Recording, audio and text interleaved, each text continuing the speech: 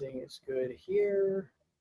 Looks like we're live. And we are live. All right. What's going on, everybody? Welcome to Wolf. Welcome to another crypto conversation here. Really excited to get into the conversation. We have Vinay Gupta over from Ethereum, also contributor and helped launch the actual Ethereum a long time ago. So he's been here for a very long time in the game. He's deep in the RWA world. That's originally how I came to know him, but it's great to have you on the show, brother. Splendid. Good to be here. Yeah, go ahead. The funny thing is I had pushing 20 years of crypto, 15 years of crypto experience when I joined the Ethereum team. Whoa, no kidding. I'm a 90s era cypherpunk cryptographic application designer. I was going to ask what got you in. So I guess the cypherpunk stuff was what originally attracted you. Yeah, I mean, to be honest, if we're being completely open here, the Cyberpunk 2020 role-playing game went around my high school in the 1980s, kind of as the cool new thing to play instead of Dungeons and Dragons, and that's probably the moment at which the rest of this became inevitable. Wow, no kidding. Are there right? Life imitates art. How many are there? Most of the people that you knew around back in the day, are they still around? Are they on crypto Twitter like you? Are they kind of moving on with their life? Like, what kind of things are those guys up to? So there is an OG hardcore contingent of like career cryptographers. The guy that I spend most time with is Ian Grigg, who was the first person to do gold-backed digital currency. Way back in the day, very, very, very smart guy. So Greg Chom is also around, the guy that invented digital cash. Charlie Stross, who was an early programmer in digital cash, actually new friends of mine in Edinburgh, and Stross then went into science fiction. So he left the actual hands-on programming of digital cash and instead wound up writing books about digital cash, including Accelerando, which for a lot of people was kind of a pivotal text. Interesting. What going on? Very cool. All that cultural stuff, the computer power wasn't there to deliver any of that weird cypherpunk future stuff in the 1990s. And now we've got so much computer power and so much other technology that you almost can't do anything else. Like you get cypherpunk by default because that's just what happens when you've got cryptography and AI. Yeah, get cypherpunk. Yeah. I had watched a documentary, actually. It comes up in my head now just because I didn't realize you were this far into the OG game. I knew you were OG. I didn't realize you were this level. But I watched a couple of documentaries with like when Ross Ulbright was coming out, prison when he got pardoned, and also when I see Simon Dixon talking about just theories on who Satoshi Nakamoto may have been, and I kind of went down that rabbit hole and was watching all the videos and documentaries and stuff. Yeah. And I'm curious if you had any thoughts, if there's ever a point where you were like, I think I know the guy, I think he's over there, that might be him. Do you have any theories of your own? So Ian Grigg, who, Ian is probably maybe 10 years older than me, maybe a bit more. But was frontline building systems. He was kind of maybe a bit like the Vitalik of the 90s, or one of 3 or 4 people that were like, he built a running system, and you could buy tokens that were equal to 1 gram of gold, and you could cash them out for physical gold in like 99. Right? Like serious business, right? So Ian says that it was Craig Wright, right? Wow. That little network around Craig Wright. So Ian points at those guys and says, Craig Wright's your guy, right? At least he said that a few years ago. I don't know whether he still holds that opinion. I'm actually not 100% sure that that's a public knowledge, but I guess it's too late now. In any case, Ian pointed at Craig Wright and said, those guys are for real, that's where it happened. And I always was like, what? Are you sure? And, it was kind of like, well, they're both Australians. Ian has been around forever and a day. He's built big working systems. There is no reason to think that if Ian says that's your guy, it's not your guy. And then the whole thing kind of comes unwound again in court. And, you're left with this thing of like, the hell is happening over there? So to be honest, I just don't really have a working theory at this point. It's like there was a point where I kind of felt like maybe I had a bit of an understanding because, somebody that has been around this thing 10 years longer than me says that's your guy, that then it kind of comes unwound, and then you're like, well, okay, so if not that, then what? Right. And the answer, I don't know. There's some theory running around the other day. For some reason, Jack Dorsey was just all over the timeline, and people were like, it was him. He was back in the cyberpunk days. And at first I was like, there's no way. That's crazy. The former founder of Twitter could not possibly be Satoshi. But then people were linking a bunch of crazy coincidences, actually. It got me thinking. There was another guy that I thought it might be. Can't remember his name now. It's leaving me. But do you have any thoughts on Jack Dorsey potentially being a Satoshi? Because I guess he was around back in the day as well. So, I mean, one of the things is that people that are superhumanly effective tend not to be superhumanly effective once. You know, a bit like Elon Musk or those guys, you tend to get a string of hits. So the notion that you might have gotten a string of hits on that could be, right? Not a dumb theory. You know, if you brought some guy that was washing windows for a living now and said, okay, that was your Satoshi, you'd be like, but, you know, it's certainly not infeasible, right, that somebody that was that good could have gone on to have another hit. Maybe. But then the question of how many people does it take to write Bitcoin? Because I don't think the answer is one, right? Not necessarily because of the complexity of the code base. You know, okay, it's a complex piece of software, but the ideas that led to Bitcoin, I find it very hard to imagine that one person in a room could have solved those problems themselves. Once the problems were solved, once the architecture were designed, once you'd figured it out, in theory, maybe possibly one person could sit down and actually write the code. But the conceptualization process, I mean, Bitcoin at the time was basically a summary of everything that we knew about cryptography, right? It had Hashcash. It had, you know, the kind of mechanisms for synchronization that generate the blockchain. You know, it had digital signatures. It had a whole bunch of stuff about random number handling. I mean, you know, there was this long chain of very, very, very clever things that were done, all done in one place, all connected together for a specific effect. And, you know, the diversity of the ideas that you had to bring together to make it work, I think that had to be a team. Because, you know, can you imagine trying to solve a problem like that without anybody to talk to about any part of it? That I just don't believe. I think you had to have a team that sat down and talked about the issues and figured it out a step at a time. Wow. Yeah, so, that is fascinating stuff. Yeah, and a lot of things have changed since those days. Bitcoin has become, it's gone very far along. It's gone from nothing to $80,000, something like that. It's been pretty wild watching it. Like, what is your perspective from the beginning all the way till now for Bitcoin? Is it pretty crazy, or was that something you were like, this really has a shot way back in the day? I mean, I remember sending some emails to people in early, right? I remember there was a point where it spiked to about 31 and then dropped to about 4. So sometime around that window, whenever that was, I remember sending out a bunch of emails saying like, hey, you know, if this thing works, the governments are not just going to take it lying down. You know, what they're going to do is they're going to start taxing houses, cars, property, even if they can't see the economy because it's all gone, you know, encrypted. It's all cypherpunk now. Even if they can't see the economy, you're going to wind up with like medieval style taxation where you take every single visible display of wealth and you slap an enormous consumption tax on it. You know, it's like they're going to get you one way or the other. And I think that is, how do I say this exactly? You know, I think there was an enormous amount of political optimism associated with Bitcoin. People thought that if the currency succeeded, you were going to get social change.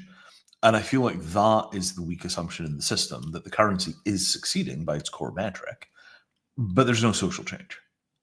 There's no political change. You know, what you've seen is a straight capture of Bitcoin system, you know, the Bitcoin system by people that do not agree with the original Bitcoin philosophy in any way, shape, or form. You know, like if you actually ask people, you know, like, what is Bitcoin for in the American government, in the places where they're talking about Bitcoin reserves, I don't think you're going to get an answer that any of us would like. And that is, you know, is it that like when punk rock suddenly becomes a phenomenon, the new people are always different from the old people? You know, is that expected cultural transformation? Or is that a series of people very successfully sold it out to the point where there's practically nothing of the original thing left other than the coins. And I kind of feel maybe time will tell. Let's give it another year or two and see which way it goes. But if we wind up in a position where you need a license to be a Bitcoin miner, and everybody has to take care of, OFAC on chain, and that's the price of having mass adoption in America, well, at that point, we know which way this went. Wow. Interesting. And then, jumping over from Bitcoin onto Ethereum, something you were heavily involved in. Talk to me about those days, early in the day. Vitalik comes around. There's other coders. Charles Hoskinson was also part of Ethereum before he went to Cardano. What were those days like? What were the conversations like in those era? Nerdy. Nerdy. Yeah. I joined late 2014, so they'd already done the raise. They were building the team really rapidly. They had a lot of the software written. I think the yellow paper was probably already done by then. I reckon so. So you had 3 technical leads. Gav was working in C++, Vitalik was working in Python, and Jeff, who you'd never hear anything about these days, was working in Go. And the process of getting those 3 platforms to consensus, you have to have a very clear specification. And the best way of finding the bugs in a specification is to have multiple implementations in different languages. So they really follow in best practices. 3 different languages, 1 spec, squeeze the consensus bugs out one at a time. But you get to a point where the consensus fails, and then you have to decide whose fault it is. Right? Like, okay, we've got the consensus running. It's up and running. It's great. Oh, it's fallen out of consensus. Well, all that means is that 2 pieces of software don't agree with each other. Which one is wrong? And the answer is usually that the spec is ambiguous and you have to tighten the spec. But imagine the pressure that those folks were under and how they felt every time the damn thing fell out of consensus as they got further and further and further past the original launch date. Yeah. So my job in that system was basically to maintain the to-do list of all of the outstanding bugs and to host the daily stand-up call where everybody came to discuss how things were going and what should be done next. Oh boy. Yeah. Not a job that I think a 22-year-old could have done. You have to have seen some shit go down before you can be relatively calm in that kind of situation. So that was one of the advantages of being probably the oldest person on the team, was that it was like, okay, yeah, it'll be fine. It'll be fine. Yeah. If there's no arterial bleeding, we can probably get through this. And that was it, 1 step at a time. And then I wrote a bunch of the materials, which became kind of standard Ethereum reference pieces. What is it? Why do you want it? And then it kind of went out one thing after another from there. And I would never have, I say this exactly, it wasn't that we didn't expect it to succeed, but I think we expected it to be one of many dozens of successful systems. The notion that it was just going to become the thing full stop. Because remember, this is kind of the shitcoin era. So the notion that you were going to get one ring to rule them all and it was going to be a single huge thing, I think was not commonly understood.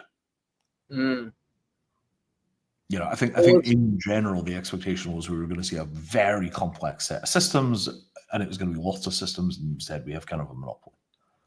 Yeah, there I saw lots of pictures and video, or probably just pictures. I forget where I saw. I think Reddit was a couple places, but back in the day at these crypto conferences now are probably very different than they used to be. There's a lot more eyes, a lot of money, of course, being thrown around, a lot of people flexing and doing whatever. And that's what most of them have turned into. But I've seen pictures and videos and stuff of the first conferences. I had a podcast with this guy named Jordan Castro, who was part of like Crypto Kitties. And that first came out, he was telling me stories of like the Dapper Lab days. He was telling me about how Evan snuck into the Sotheby's auction or something like that, and like put the Crypto Kitty like in the display, and they sold an NFT for like $100,000 or something like that. But back in the day, it was like a couple talks, 5-6 people in the audience, someone trying to understand Bitcoin or understand Ethereum or something like that. Things have changed quite a lot. I'm curious just on your thoughts on that in general. Not so much on Bitcoin, but now that the altcoins have been introduced and more ideas are starting to flow, people are starting to think of use cases and introduce blockchain as a thing. I'm sure coders are starting to get attracted, and other people as well. But yeah.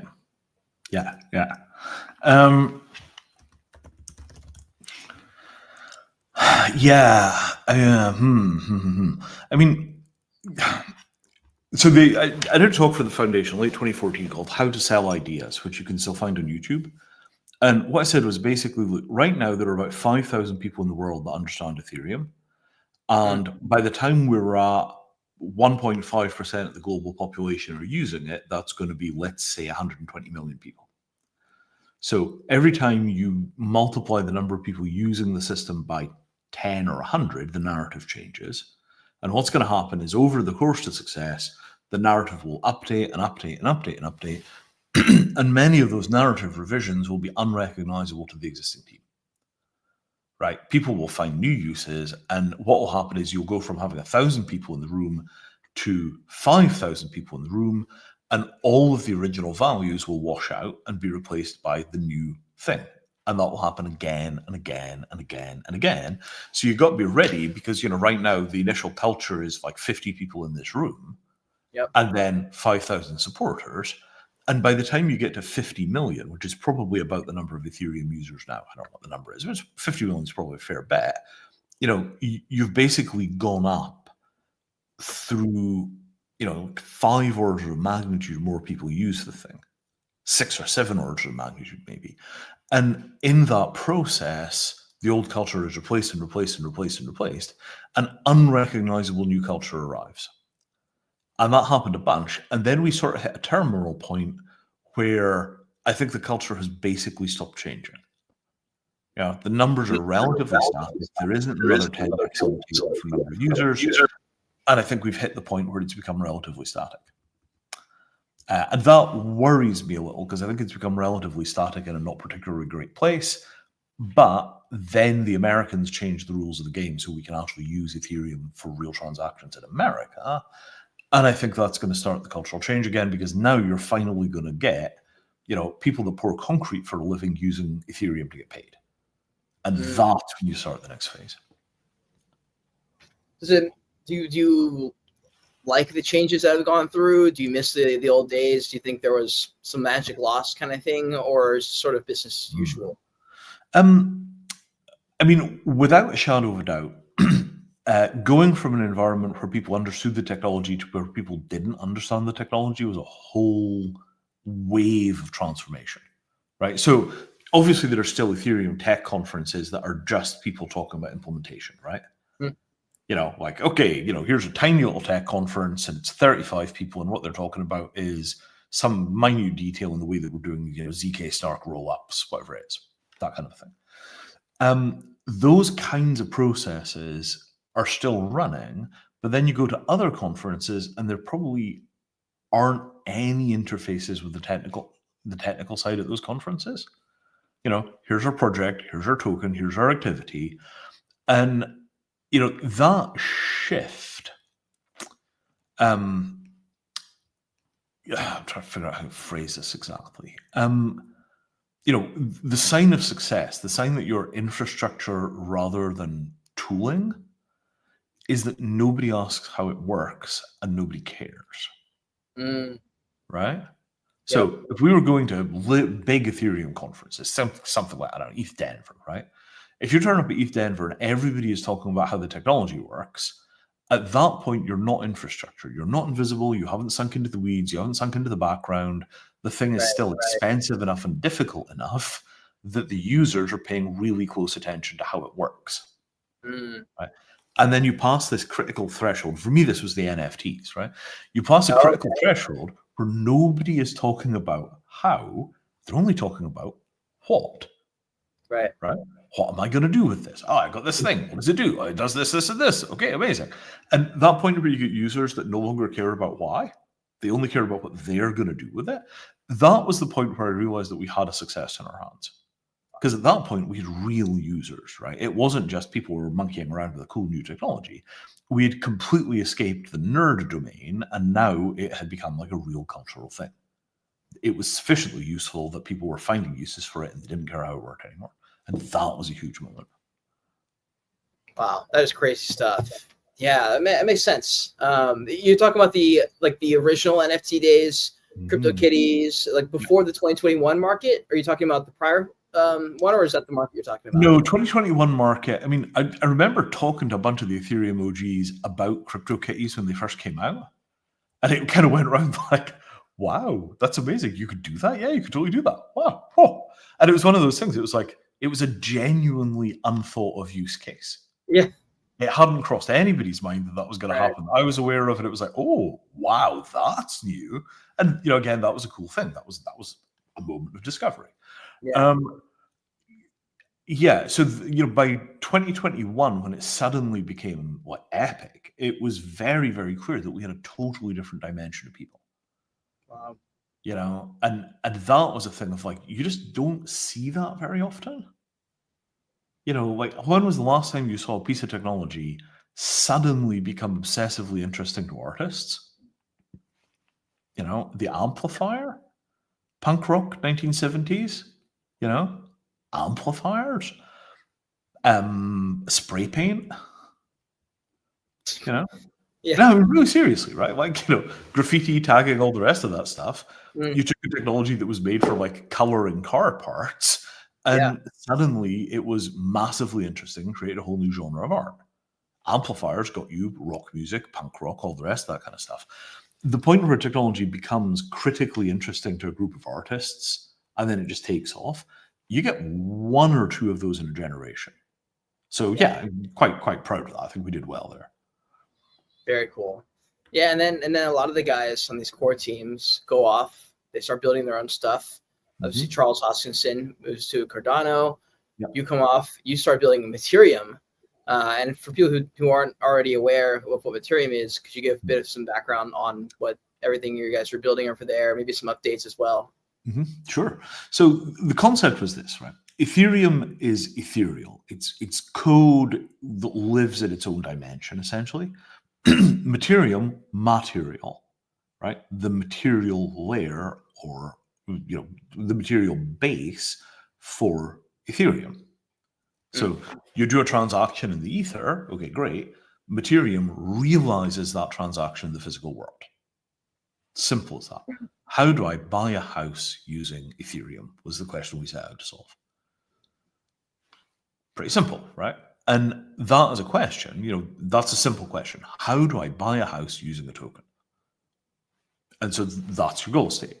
And at that point, the ethereal and the material become a single system, right? Matter and spirit fuse, and you wind up in a position where you've got a digital twin of physical things that have value, and then you buy the digital twin as a token, and that transfers legal ownership of the actual physical thing. That's the point at which Ethereum becomes, really seriously, a huge cultural force. Right. When the people that pour concrete for a living, when the people that are buying and selling apartments, when the people that are renting cars are using Ethereum in exactly the same way that the NFT artists were using Ethereum, when they don't care how it works, it's just you want to rent a car and you come there and you show them a barcode and they scan the barcode and it automatically verifies everything, your identity and all the rest of that, with a bunch of snarks in the background. And at the end of it, the thing goes bing and the car door opens. Yep. It's like, oh yeah, what's that little triangle logo? Yeah. And that, think of how the NFT people just didn't care how it worked. They just wanted it to work. They wanted to get on with it. When that happens in the physical world, the transactional volume is not measured in tens of billions, it's measured in tens of trillions. Right? The real world marketplace, e-commerce has about $4 trillion of transactions a year. The total volume of undigitized transactions for physical assets is about 40 trillion a year. Trillion. So right now I've been seeing all over the timeline MetaMask as a credit card or debit card or something like that. Do the banks getting involved? Do some of these big exchanges, big companies like this? Is this competition for Ethereum? Where does this all fit into the conversation? Is Ethereum a decentralized thing? Is it how does that all work? So when you buy an NFT for a piece of art, what you're getting is essentially a license to a piece of art. You get kind of legal ownership of the art. In some cases, you get a commercial use license. You can go print a t-shirt with that design on it. What Ethereum gives you is, when you buy the token, the payment for the token triggers a set of legal events.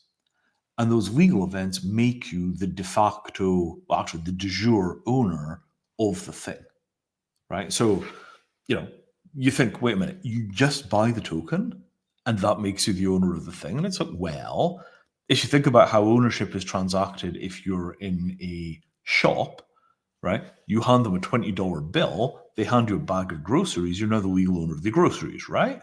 Right.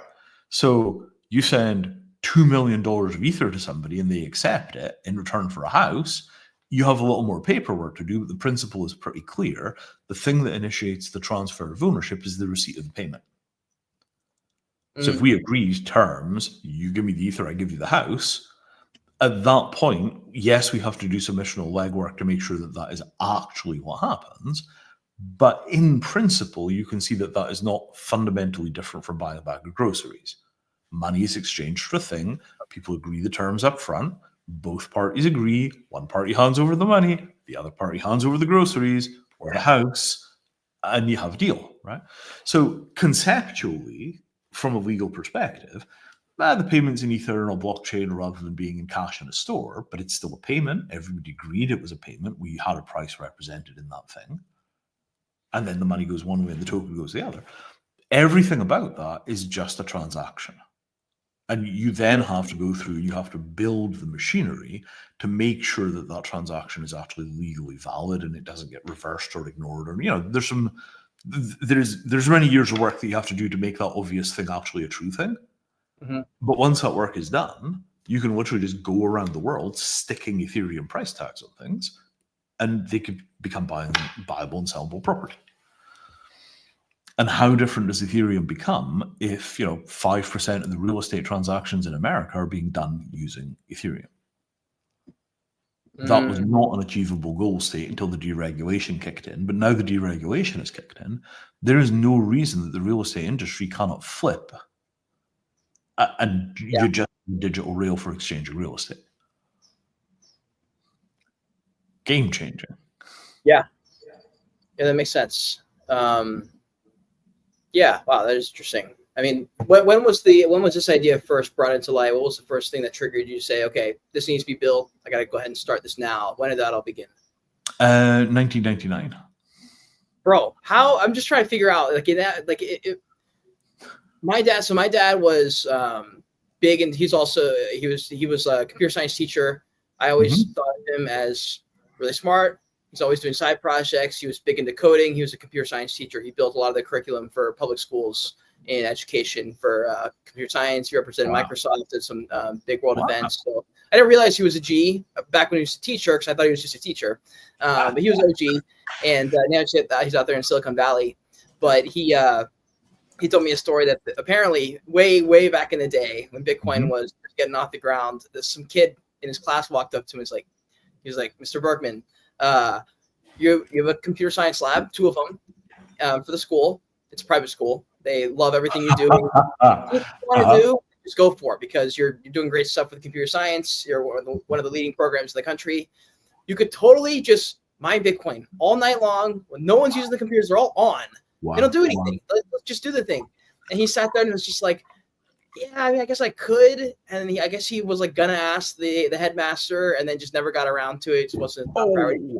Missed out. Generational wealth. He tells me. Wow. Now. Wow. But what was the difference, right? He probably understood it. Maybe didn't understand why. Maybe he didn't understand the philosophical fundamentals of Bitcoin. But he probably on a tech side was like, yeah, some of these things make sense. What do you think the disconnect was for people like him who were in the game, and then people like you who said, oh, yeah, I'm putting my whole career into this. This is the direction I want to go. Science fiction. 100%. If you read the right science fiction, if you were exposed to the right vision of the future from the science fiction, when you saw the technology come over the horizon, you knew what you were looking at 10, 20 years after that. Right? So think of like 3D printers, right? The 3D printer world divides into 2 camps: the people that understand that it's a Star Trek replicator, and the people that think that it's basically a kind of a new machine tool.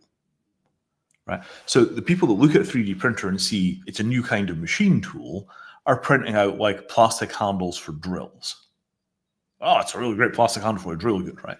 The people that see it as a prototype replicator are the people that are like, well, now let's see whether we can get it to sinter metal. Okay, it sinters metal.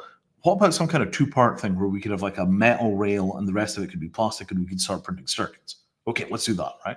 And that question of immediate utility kind of comes from the pragmatic, and the development in the field is driven by the fictional, right? When you saw Bitcoin, if you looked at it in the pragmatic sense, because you had a story about the real world, you couldn't see it. You had to have a story about the fictional world to be able to recognize that what you were seeing was fiction coming to life. Right? If you just looked at it as a tool, not as a story, you couldn't see it because it was a tool and a story. That makes sense. It's weird because he is a science fiction nerd. Maybe he just didn't get the right shill from that kid. Maybe he didn't do a good enough explanation of what Bitcoin was, or something like that. He was reading spaceship fiction rather than cryptography fiction. Yeah, sci-fi isn't a single thing. So if he's reading stuff about immortal robots whipping around black holes in light ships, it's like, oh yeah, digital coin, right? The cyberpunk guys, Bruce Sterling, William Gibson, that whole set, Werner Vinge, I'm trying to remember Michael Swanwick, right? There was Swanwick's Vacuum Flower. My God, that's a book. So if you were raised on that stuff, at the point where you saw Bitcoin, it registered. I'm trying to describe this exactly, right? Kind of like, you're walking in the dark, and you're a couple of miles down a path, and then you see the light, which is your porch light. Right? You still have to get there, and it's still muddy and rainy and wet. Yeah. But as soon as you see the porch light, you know where you're going. You're no longer lost. You know exactly what that means. The porch light means we're going home. Right? So for the people that saw Bitcoin, it's like, digital cash is the backbone of the cyberpunk economy. And the cyberpunk economy is global, stateless, free, underground, right? And it's like, right? Official rebellion coin is here. The computers now make payments. And if you had that reaction, you knew what you were looking at, right? Because you weren't looking at Bitcoin as a technology, you were looking at Bitcoin as an unfurling narrative, an unfurling global narrative. You knew where it was going, right? So I think the exposure to the right science fiction was the key. Sometimes also the right politics, but for the most part, I think that all the early actors were reading the right sci-fi, and that was the inspirational moment. Interesting. Yeah, I'm just trying to think of my first experience with Bitcoin was it would have been 2016, I believe, and it was in college, and my only experience with anything of the sort was a couple of roommates who were into all the stuff on the dark web and things like that, buying all the things, right? And Bitcoin was the only thing I had heard about it. And the guy in my public speaking class, of course, looked like a drug dealer as well. Spoke like a drug dealer. He definitely got it though. Like now, I wish I could just rack my brain and remember exactly what he said. I just remember, kind of how he was, I guess. And he was definitely weird. But he definitely, now that I think about it, probably had the cypherpunk vibes and was very much in that world, because he didn't make any sense when he was speaking. He was just like, dude, it's going to solve so many problems. It's the answer to everything. I just remember being like, yes. And I completely just after his speech was just went one ear out the other. Yep. Never thought about it again. That was a real common thing, because there was a point where the dark web folks arrived. And remember, they arrived. They didn't start there. The first really heavy users were political libertarians who wanted to send money to WikiLeaks. That was really where Bitcoin got its initial libertarian bias from. Then there was, I guess, the sort of dark web folks arrived, and what you got was a whole bunch of people that were like pot dealers using Bitcoin. Back when marijuana was illegal, there was the foundations of what would become the legal pot industry. There were people that were trying to professionalize. They needed wholesale. And it was, quasi-legal in places like California. They weren't being actively chased by the police, but they still couldn't get a bank account. And so you got this kind of gray money into the system.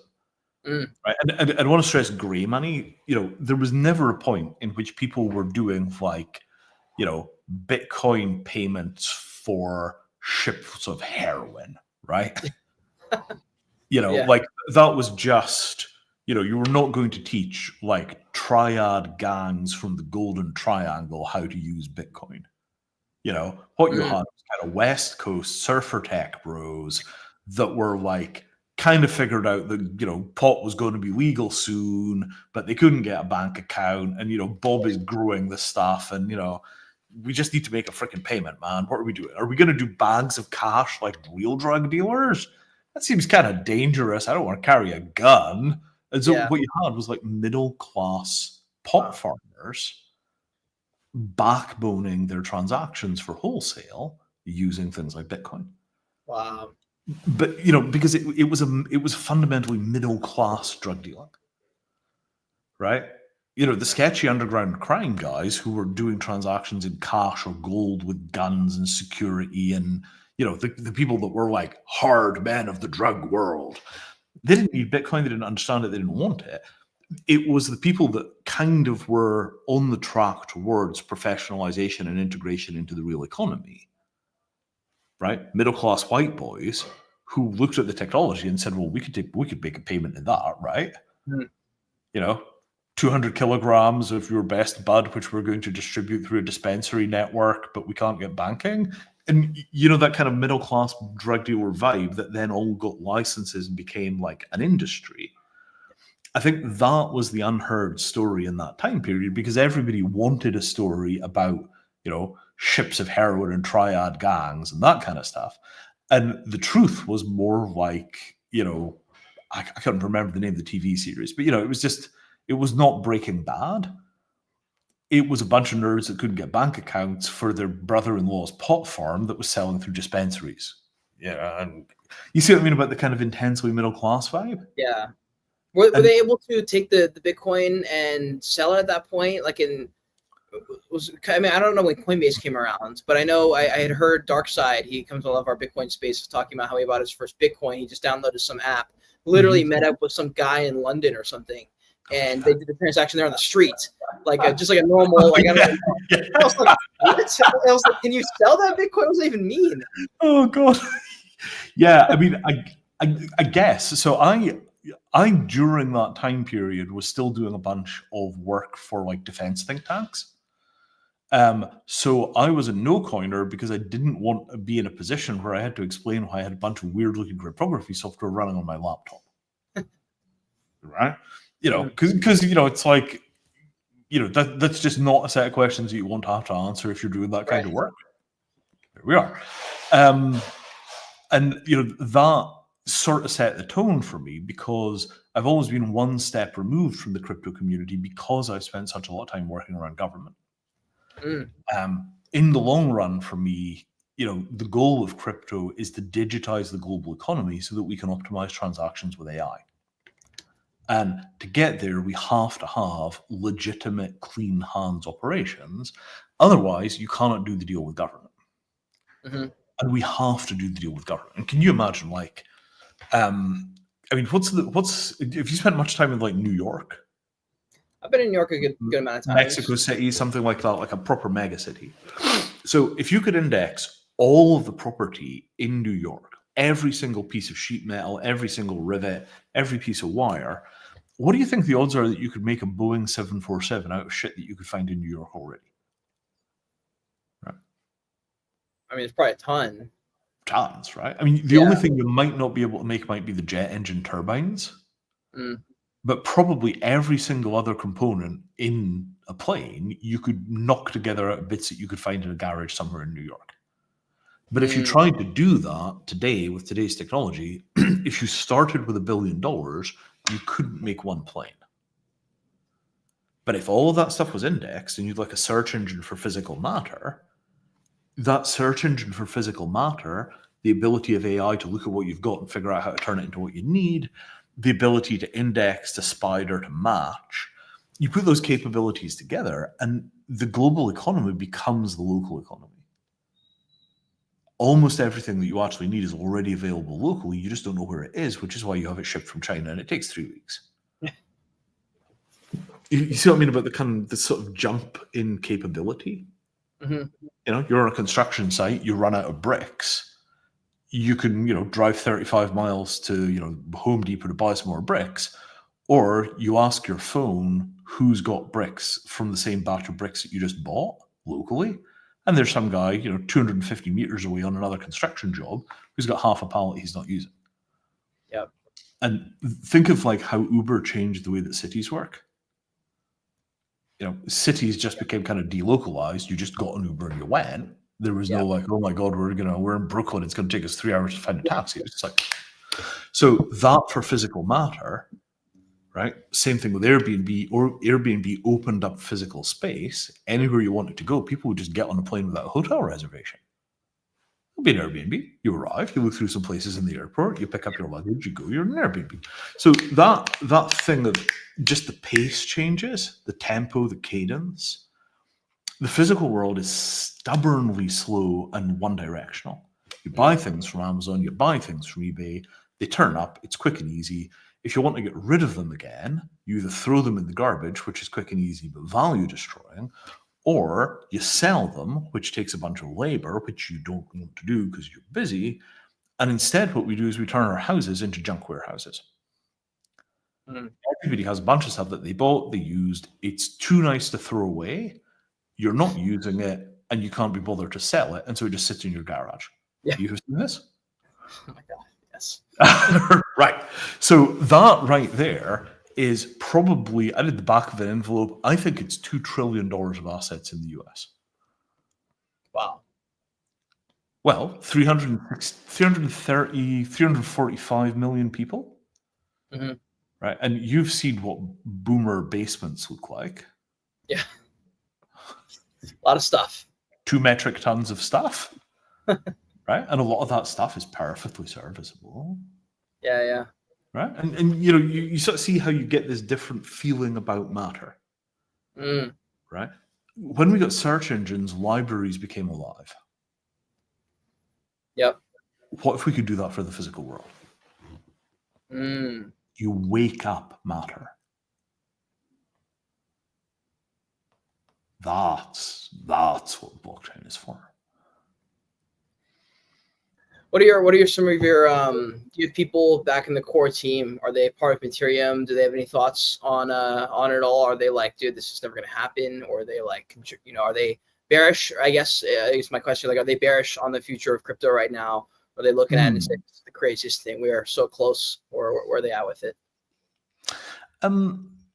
So obviously, a lot of people are completely freaked out by an American sort of like gonzo right-wing regime. It's kind of like Hunter Thompson got elected kind of vibes. And a lot of people are freaked out by that. Vitalik seems to be particularly personally freaked out by that, possibly because he thinks they're going to invade Canada, and he might not be wrong. On the other hand, if it wasn't going to get done by sensible financial regulators looking at the technology and making sensible decisions, then the only way the technology was going to get adopted was by crazy people. So we had 10 years of sensible, sane attempts to get good legislation for crypto in America. And then psychotic people took over the government and they made crazy legislation. Hey, let's do a Trump coin, dropping 2 days before swearing in as president. That was wild. It's wild, right? But if the sane people won't do the right thing, only the crazy people remain. Right? Yeah, I guess so. It's like if history says we're going to go from here to here, if that's the direction of force, the direction of travel, if the sane people will not take the path, if that's where we're going, only the crazy remain. So, it's kind of a bit of a bummer that we couldn't get sensible legislation 8 years ago. It's like, okay, so you got a digital signature on both ends of the transactions. Both parties agree that these tokens have value. That looks like a payment to me. So you're just going to pay sales tax if you're exchanging physical goods or services. Okay, fine, right? if you buy these tokens and they go up in value, that looks like capital gains. Sure. There was no point in the crypto story that you couldn't have just said it's money or it's an asset, right? There was no point where you had to do, like if you look at AI, it's genuinely hard to think about how to regulate AI because it might be a person in a box. On this hard drive, I have a person, or at least it sounds like a person, but we're not really sure. You kind of have to have a deep philosophical take before you make law about AI, right? But you don't need a big philosophical take to decide whether or not Bitcoin is a commodity or money, or both. You see what I'm saying? Like, it doesn't. We're not asking any questions about the nature of the fabric of the universe when we decide that we're going to regulate Bitcoin as either money or a commodity. So the fact that we couldn't get sensible law out of sensible people in a sensible way for years and years and years, by the time you had $1 trillion worth of Bitcoin and the American government wouldn't tell you whether it was money or a commodity or an asset of some other kind or a security, like there's $1 trillion of this stuff and we can't get the government to tell us how we pay taxes on it. Yeah, no. What's wrong with you people, right? And then the crazy people take over, and the crazy people are just like, it's made of horseradish, and therefore it's a duck. Well, at least we've got some law. Thanks. And off you go. Right? So now Bitcoin is made of horseradish, and it's a duck under law. Fine. Well, at least somebody made a decision. Right? Now, is that bullish or bearish? I think it's bullish for Bitcoin and bearish for America, but it'll probably work itself out. America tends to go through some pretty extreme swings. But at least now we've got the playing field. And, the thing which makes America special is this. Everywhere in the world, you have brilliant technologists that make brilliant technology. Everywhere, right? I mean, you could go to China, you could go to Japan, you could go to South America. Doesn't matter where you go, even Australia, you can turn up there, brilliant technologists. But they can't sell their shit because nobody will take a chance on anything new anywhere in the world except America. What America has is genius in the ability to adopt technology because Americans try new things and love novelty. The rest of the world doesn't try new things. So it's not so much that the American technologists are better than everybody else's technologists. It's that the American customers are better. And, I've been in tech. I was about to say 30 years. That's not true. 25 years. I was in tech 25 years before I realized that what made America special wasn't the technologists, but the customers. So when there was a wall between the American customers and the world's crypto technologists, we couldn't get crypto adopted globally because the Americans were not coming to play. And now, right, the fabulously creative American consumer meets the global crypto, wonderland of technology. I think you're going to see like 5 years of progress this year in crypto in America. Wow. What does that look like? What kind of things? So right now, crypto is basically completely useless for all practical purposes. Right? If you lose access to all of your wallets for 36 hours, nothing in your life breaks. Right? If you lose access to your credit cards for 36 hours, you have problems. Yeah. Right. So that thing of like how long, and think of like Wi-Fi, right? If the Wi-Fi goes down, that's an immediate crisis. If your credit card stops working, you need to fix that in 3 or 4 hours before you need to, get a cab or buy some pizza. The Wi-Fi better not go out during this stream. Yeah, right. So a couple times. How do we get crypto to be the urgent thing rather than the not urgent thing? How do we make crypto important to people? They need to use it every day, multiple times. Straightforward, right? Yep.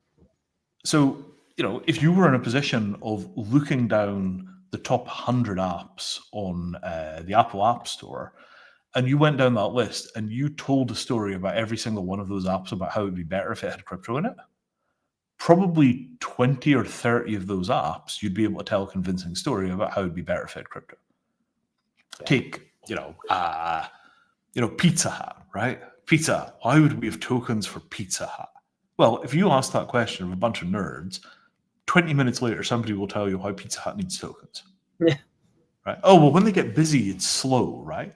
So, what you've got is the Pizza Hut accelerator coin. And if you put an accelerator coin in your pizza order, they make it first. Yeah. Oh, how much is that coin worth? Well, I don't know. Let's try giving them away in an airdrop and see how fast they get used. Wait. So you're telling me it's 45 minutes without an accelerator coin and 11 minutes with? Okay, I'm going to pay $8 more for that. I got a house full of screaming 12-year-olds. Yeah. Right? And then suddenly you've got demand pricing on pizza delivery. Yeah. Right? The orders will be processed in a queue, and the more of the accelerator coin you drop on your tokens, the further you move up the queue. When the market is busy, the coins are worth a lot. When the market is not busy, the coins aren't worth very much at all. Suddenly you have a liquid market in what amount to pizza delivery futures. Yeah. Now, I think I read about that in Snow Crash in about 1994. Science fiction comes to life, right? Wow. Airbnb. What do you do with Airbnb? There's probably some story about tokenizing Airbnbs, right? What would Airbnb look like if it was directly tied to a liquid market for the properties that were being listed? You can stay there, but you can also get an offer of a mortgage if you like it. This is a really nice apartment. Yeah. We've been talking about moving to New York. Yeah. $1,738 on a 25-year mortgage at 4.5%. Buy. Yeah. And that sounds crazy, but how many deals does Airbnb have to do a year for mortgages to make more money doing the mortgages than it's making currently doing the short-term rentals? You probably make 300 times or 500 times more money doing a mortgage than you do on a short-term rental. So if Airbnb did one transaction and 5,000 turned into a mortgage, you would have people that would just pack their bags, go see 30 or 40 Airbnbs, and then buy the one that they like the most. Yeah. Well, suddenly Airbnb doubles its revenue. So that's what crypto opens up in the American market. If I took that idea, took it to Japan and said, we're going to make an Airbnb, but you could buy the properties, you take that to San Francisco and they would not be able to stuff money into your pockets fast enough to build it. So you see what I mean about this combination of the American consumer and the world's technologists? Mm-hmm. When you finally let the Americans at crypto, I think mass adoption really just meant let the Americans do their thing. And now the Americans are going to do their thing. I think the innovation is going to be unbelievable. Wow, that is really fascinating. Do you well, I'm trying now. My brain is like, okay, so what else happened in these books that might happen in the future? My work here is complete. Read science fiction. What else happens though? What are some of the crazier ideas that you're like that probably won't happen except it might? Prediction markets to run governments. Okay, that's exactly what I was about to ask you next. Was prediction? Actually, I forgot to ask, but it was going to be prediction markets because it took over. Everyone's betting on everything, and it's to the point where I'm like, is this good? Like, I guess it's fine. I guess it'll probably exist, but I'm sitting here going, do we have enough things to bid on? Are there enough things that people would bid on? And I'm like, I think there probably are. Oh yeah. Well, I mean, so if you've got a sufficiently large prediction market, it should be as close as human beings can get to producing a real oracle about the future. And by the way, if somebody happens to have psychic powers, right? Let's just say that one human being in 12 million is born psychic and can tell the future, right? Just as an example, those people are going to become billionaires on prediction markets really, really quickly, right? Yeah. Time travelers, or somebody who's really good. Ooh, time travel. Tell me more about that. Well, if you had a time traveler, they could run the prediction markets and they could win every time. Yes. So if you set up a prediction market, anybody that has occult access to the future by time travel or by being psychic is immediately going to become massively wealthy. Right? And then that's the basis of the next season of the X-Files. Or if you're just good enough at prediction markets where you fooled everyone thinking that you know something that they don't, or you just have an act for it or something like that. And doesn't that just sound like something you'd watch on Netflix? It does, yeah. So now we just have to set up global scale prediction markets so we can go and find the wizards. Perfect. Black Mirror has all these crazy episodes I remember watching years ago, and a lot of them are starting to become more and more true. There's one in particular, well, a lot of them are starting to bring more and more true, but there's one in particular about the social media world, and it was like you hold up your phone like this, and they're walking past you see their little profile. They got 4.5 stars. Yeah, they do little things. Yep. Watch that. Like, dude, that's quite literally what we do. especially at conferences. You're walking around, you're like, who are you? You work where? What do you do? It's like, it's pretty much right there in real time right now at this point.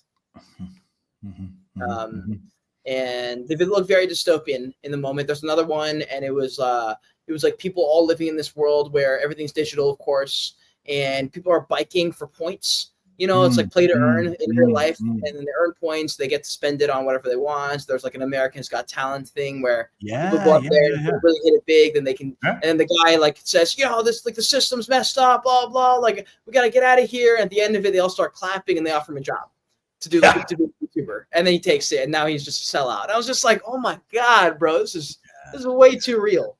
Yeah, absolutely. So all of that stuff, right? Have you been to Burning Man? I have not. I was very close to going to Bonnaroo, I think it was. I know a lot of people who went to Burning Man. I understand kind of the reason most people go. Got a little vibe, right? So people talk about how much Burning Man has changed over the past 25 years. I first went to Burning Man in 96. And I spent a lot of time doing burner-related stuff over the years because I built a shelter design that became massively adopted at Burning Man. And people say, oh, Burning Man has changed, Burning Man has changed, Burning Man has changed. Burning Man hasn't really changed. What's changed is the burners, because when it's your first Burning Man, and it's the first Burning Man for most of the people you have almost exactly the same experience that we had in the 1990s. When it's your 25th Burning Man and your garage has 40 numbered plastic tubs and a 3-ring binder with the manifest what's in every tub, you got Burning Man, you do not have the same experience that you had in the 1990s, right? People got old, they got practiced, they got skillful, and at that point, it stopped being exciting and started to become routine, and everybody started bitching about how boring Burning Man had become and how much it had changed. It hasn't changed. It's you that's changed, you son of a bitch, right? Go to Burning Man with 2 shopping bags of stuff that you bought on the way in Home Depot and in Whole Foods, and that's all the equipment you're allowed, and live in your car. You're going to have the best burn you've had in a decade, right? Because what they missed was the chaos, the excitement, the improvisation, the wonder of this is all new. That's what they missed, right? Similarly with technology, if you take staggeringly amazing new technology and you stick it into jaded social games, you get bullshit. Right? And that's what's happening. What's happening is not that technology is revolutionizing people's lives. It's that people are beating the fun out of the technology before they'll adopt it, right? So think of, like dating apps, right? Tinder, something like that. Yep. If you sat down with a bunch of college students and you said, design the world's funnest dating app, do you think it would wind up looking like Tinder? I don't know. No, come on, right? I don't know. I don't have enough experience in the dating apps. I know I've used them. I just don't have much experience with them. I don't know what would be a good dating app. Well, so if you were in college and you had a dating app, right? The hard part of dating in college is probably figuring out what you're doing with your data. Sure. Right. So the dating app is just a roulette wheel. It randomly picks a person that you're vaguely compatible with. It randomly picks an activity. And if you don't turn up, it charges you $20. You tell it when you're going on a date, it randomly throws you a person, it randomly throws you an activity, and if you don't turn up, it goes to $20. Oh, wow. Boom, off we go, right? Wow, now, think of how much more fun people would have with an app that looked like that rather than sitting on their phones. Yeah, that's actually really interesting, yeah. Right? So what I'm saying is the social innovation has stopped, right? And what we've got is essentially Amazon for dates. You sit through scrolling until you see something you like, and then you click buy. This is not what people enjoy. Yeah. Right? No excitement, no chaos, evaluating, capitalistic, measured, algorithmically selected. The whole thing is just, you couldn't make something that sounded less like what people want. Right. But it's easy to monetize, and so they do it, right? And this kind of problem, where we just lack imagination how we adopt technology, the Silicon Valley VCs got old, they got boring, they funded boring things. The young people kind of thought they were playing the game and getting day jobs, They didn't really think that they were advancing the human condition by building a new world that they could then live in.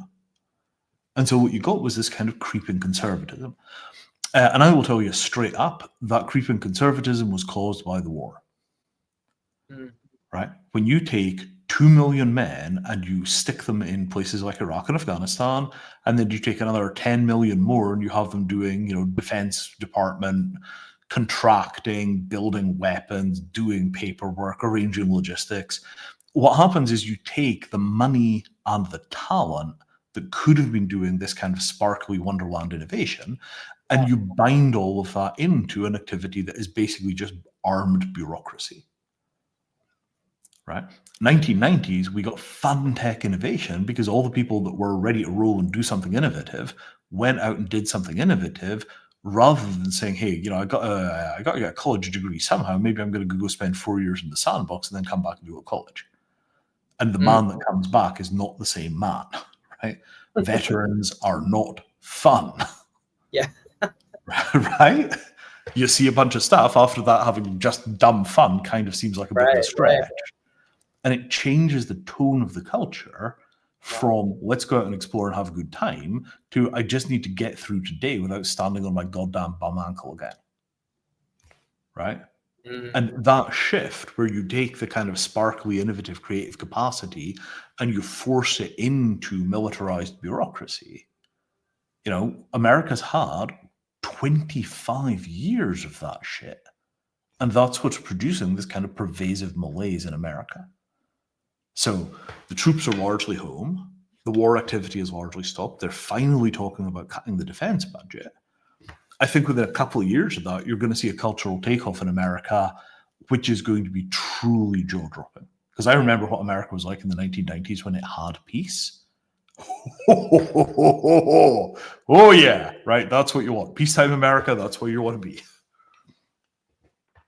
Wow. Dude, that was crazy. I can see why if these are the conversations that are happening back in the day, people could get excited. Because you're right, the probably the main thing I pulled away from the last probably 10 minutes conversation, starting from the prediction markets era, when we were talking about mass adoption, IRL usage and stuff, you mentioned that, the dating app could be good. These things could be better, but we're just in this position in the, I don't even know you call it history, I guess, where it's more just about securing that bag. It's just more about securing the monetization, however fast we can do it. It's the way we need to jump onto it. I think maybe NFTs were a very clear example of that in crypto as well. Oh, if you do a couple weeks of marketing, work with the right guy, you pay the right influencer, this thing will go to X amount of tens of thousands of dollars in transaction volume, which triggers these Nansen AI whales to buy in. And then this person buys it, you cash out $10 million. You don't have to do anything the rest of your life and you're free. Yeah. And people just did it. They exploited it. It took over for a little bit. And then people got smart and said, wait a second, I don't want to do this anymore. And then it collapsed. Right. And, this is the whole thing about it all being kept out of the hands of the American people by bad regulation, was the people that are good at consumer products couldn't get to the market with crypto products. Yeah. Right. If you were good at consumer products, you were stuck in Web 2, because if you went into Web 3, you were crossing the line, you couldn't get back over it again. If you did something like that, you walked out with 10 mil on sketchy legals, all that you could do at that point was nothing, because if you tried to start a consumer brand off the back of that, your investors were just like, and when are they come to arrest you? Right?